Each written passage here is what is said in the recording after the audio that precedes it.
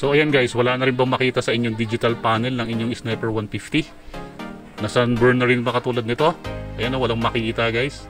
So ayan, kalasin natin, samahan nyo ako sa paggagawa nito, DIY natin, para makatipid tayo. Hindi naman ganun siya kadali. Ang pinakamahirap dito yung maglinis ng pinaka digital screen guys. So ayan, ang kakalisin nyo na lang guys dito ay yung tatlong tornilyo, ay yung mga tornilyo dyan sa pinaka clear glass na cover na yan. Sa akin kinakalis ko pa yung ilalim, hindi naman pala kailangan kalasin. Ito na lang sa ibabaw. And then dahan-dahanin yung tanggalin guys na medyo masikip. Tanggalin nyo yan. Dahan-dahan lang, baka masira nyo yung pinaka-o-ring, pinaka-gasket na goma. Yan. And then bago nyo gawin yan guys, linisan nyo na muna yon.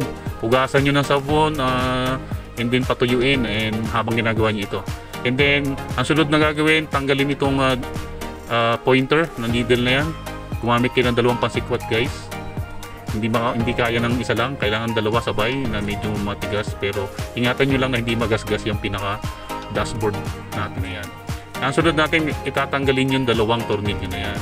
Kapag natanggal nyo na yung dalawang tornilyo na yan guys, mabubuksan nyo na. Tanggalin nyo lang yung dalawa na yan and linis and then ayan. So ayan na yan yung pinaka digital panel natin. Ibukan nyo lang dahan-dahan ganyan, nandun ang tornilyo sa glass na yan guys. And then yung pinaka screen protector, yan, tanggalin yan. Wala naman yung wala yung connection, walang wire connection yan. And then linisin nyo lang guys mabuti. Hindi ko lang alam kung anong dapat na panglinis na maganda dyan para matanggal, malinis na mabuti. Yung parang glass lang yan guys. And then may so yan, ito yung nabibiling pampalit na sunburn natin na screen protector. Yan guys. So kapag ibalik nyo na, naikabit nyo ng ganyan, isa lang naman yan sa likod. Ayan. So ibalik nyo na ulit. Kung paano, reverse lang. Tornilyo muna. And then, ayan yung gasket.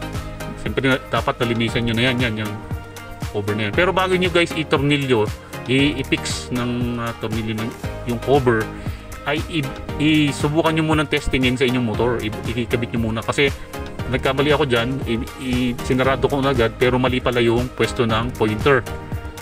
Yan, baka mali ang pwesto ng pointer. So mas maganda, bago nyo i-fix sa mga tornilyo ay testingin nyo muna para siguradong naka 0-0 yung pointer. Ayan, kita nyo guys, meron na tayong nakikita sa digital panel natin. Pangit nga lang ang reflection ng araw guys.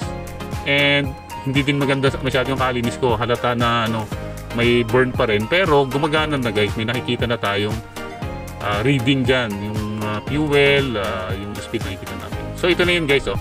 Ang pangit nga lang ng araw kasi tayo, masyadong nagre-reflect sa pero okay na guys. Nakita nyo lang doon parang may smoke doon.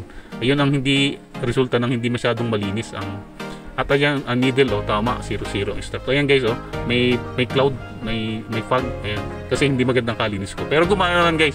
So ganun lang guys ang ating gagawin. So salamat sa inyong panonood. Sana nakatulong sa inyo ang ating tutorial. Kung natulungan kayo guys, paki-like, share, subscribe sa ating channel at para matulungan ng ating channel. Salamat po sa inyong panonood. Sana matulungan kayo. Ayan, gumagana na guys. Thank you for watching.